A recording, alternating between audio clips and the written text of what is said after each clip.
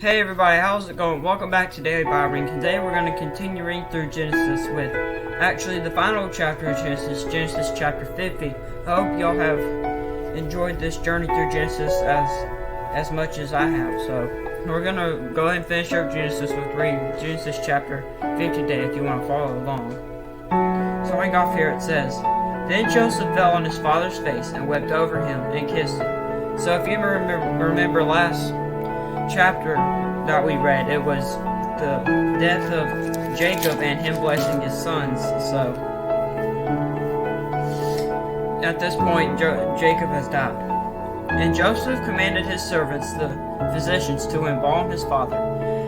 So the physicians embalmed Israel. 40 days were required for him, for such are the days required for those who are embalmed. And the Egyptians mourned for him 70 days. Now when the days of his mourning were past, Joseph spake to the household of Pharaoh, saying, If I have found favor in your eyes, please spake in the hearing of Pharaoh, saying, My father made me swear, saying, Behold, I am dying. In my grave which I dug for myself in the land of Canaan, there you shall bury me. Now therefore, please let me go up and bury my father, and I will come back. And Pharaoh said, Go up and bury your father, as he made you swear. So Joseph went up to bury his father, and with him went up all the servants of Pharaoh, the elders of his house, and all the elders of the land of Egypt, as well as all of the house of Joseph, his brothers, and his father's house. Only their little ones, their flocks, and their herds they left in the land of Goshen.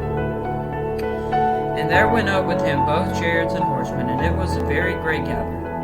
And then they came to the threshing floor of Atad, which is beyond the Jordan, and they mourned there with a great and solemn lamentation.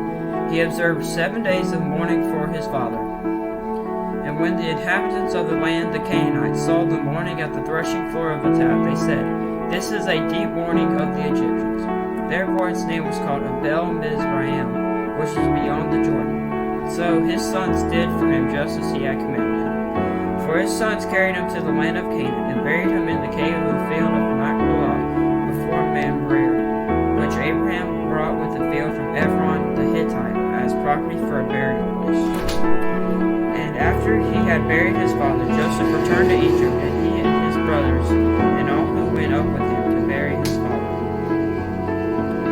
So at this point, Joseph tells the Pharaoh that he has to go bury his father, and the Pharaoh lets him up, and also with Joseph come all the sons of Jacob and the members of his house and servants of Pharaoh. And they go up there and they have kind of like a funeral / paying respects kind of thing at the burial site. When Joseph's brothers saw that their father was dead, they said, Perhaps Joseph will hate us, and may actually repay us for all the evil which we did him. So they sent messengers to Joseph, saying, Before your father died, he commanded, saying, Thus you shall say to Joseph, I beg you, please forgive the trespasses of your brothers and their sin, for they did evil to you.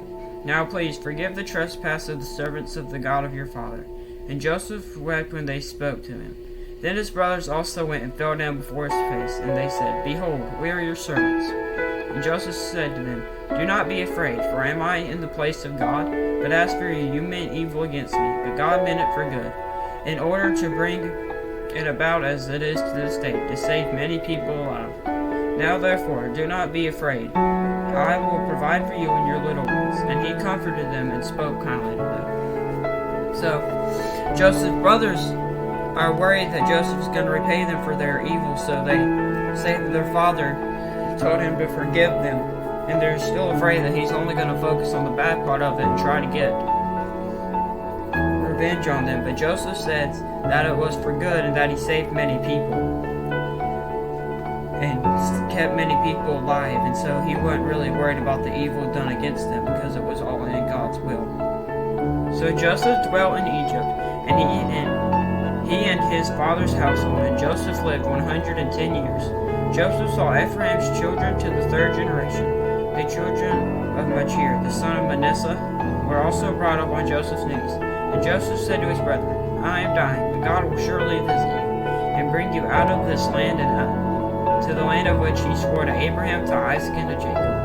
Then Joseph took an oath from the children of Israel, saying, God will surely visit you, and you shall carry my bones from here. So Joseph died, being 110 years old, and they embalmed him, and he was put in a coffin in Egypt. So, at this point, Joseph was dead. He was 110 years old, so that is the end of Genesis, all 50 chapters. So that means next we get to start Exodus, the second book of the Bible.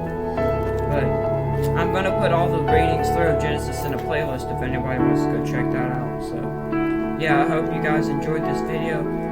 If you did, don't be afraid to hit the like button, and I will see y'all in the next